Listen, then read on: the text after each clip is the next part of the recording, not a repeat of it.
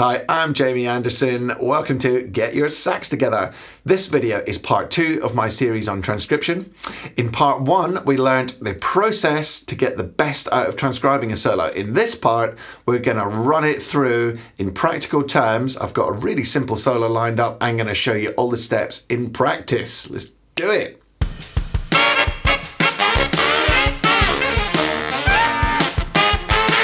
This free sax lesson follows on from part 1 on transcribing, so make sure you go and follow the link to find part 1 if you haven't already watched it. There's a great PDF that you'll find linked down in the description to accompany this lesson. And as always, if you're enjoying what you see, please do subscribe and ring the notifications bell. So what we're going to do in this video is I'm going to take you through the 8 steps of transcription with a very simple, easy example that I've put together myself. Normally you would find a famous solo that you like, but I've just done a simple 4-bar phrase to demonstrate this process. So to recap from the first part of the video, the 8 stages of the transcription process are: number 1, choose your material. Number 2, listen to it loads and get to know it really well.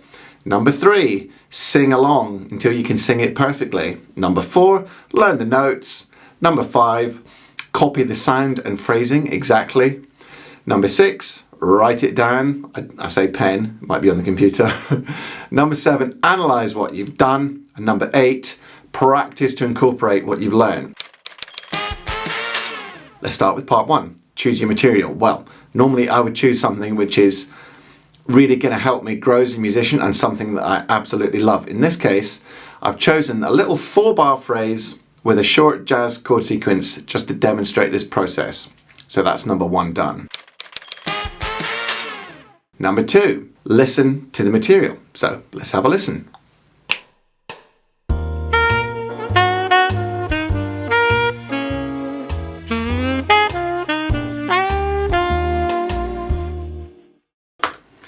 Really simple, just a 4-bar alto sax jazz phrase. So we've done part 1, which is choosing. We've done part 2, which is listening. I've been listening to it a lot. Part 3 is singing along. So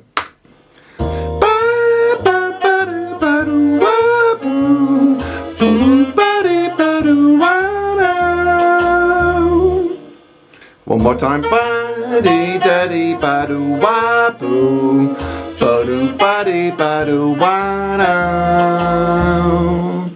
Just sing it in whatever range suits you, basically. I'm such a bad singer, but it doesn't really matter how good you are at singing, it's the process that matters. And then what you should be able to do is sing the whole thing without the music. So in this case it's for 1.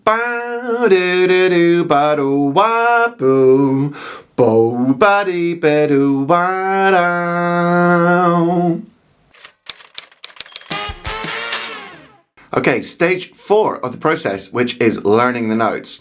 Now, obviously this is a little bit fake because I just wrote this for this video, but I'll pretend to learn it. So here we go. So I did that bit.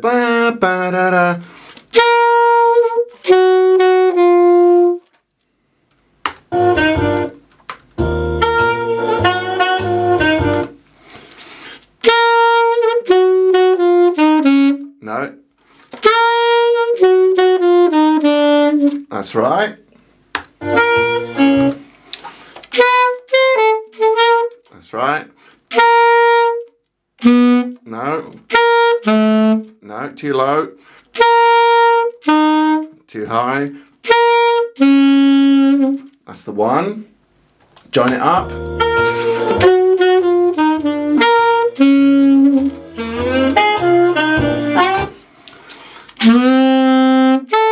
No.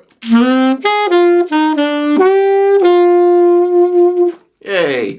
So now I've got the notes. Let's move on to stage 5 now, which is the phrasing. This part of the process involves copying every nuance and inflection of the person that you're transcribing. So let's have a listen. Obviously this is phenomenally easy for me because it's me playing. Go back to the start.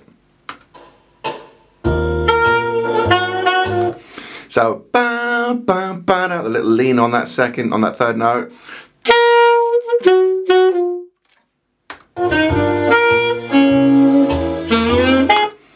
So I don't go, I go, so I need to copy that bend. And then a bit of vibrato on the end. So let's try it. On this example, there are 2 clicks into it.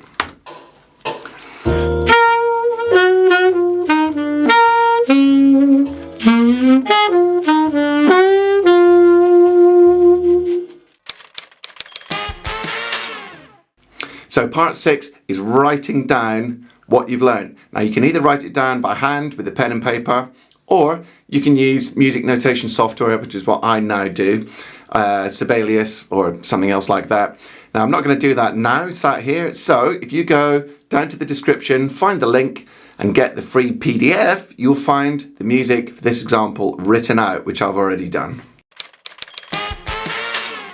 Part 7, which is analysing the music, is really, really valuable and important. Once you've got your free PDF, I've written some things in there to help you analyse this little 4 bars of music, but I'm going to skim through it really quickly. So first of all, we've got the chords, and I'm talking in alto sax pitch at the moment. We've got C major 7, F7, E minor 7, A7 flat 9, and then a 2-5-1, D minor 7, G7, C. I know I'm skimming through this very quickly, but to cut to the chase, what I can hear in that line is there's a pivot point at the top, which is the G, which happens twice, and then beneath it there's a moving line with B, the 5th of E minor 7, the B flat, the flat 9 of A7,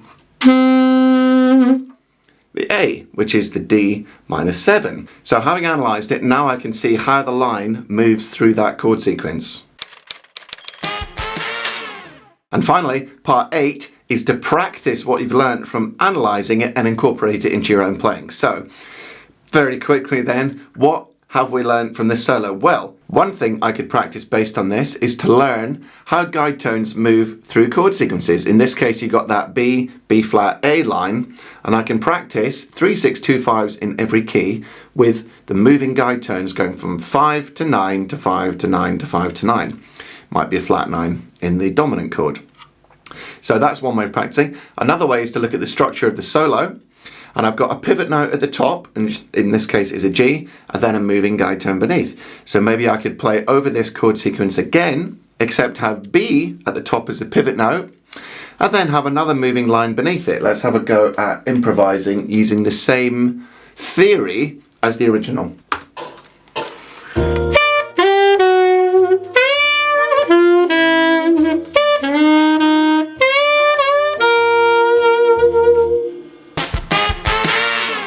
So this is a very brief YouTube video, and I can't go into all the analytical points that I've made, but I just want to show that you need to take something from the solo you've learned, analyse it, practice it, and bring it into your own playing.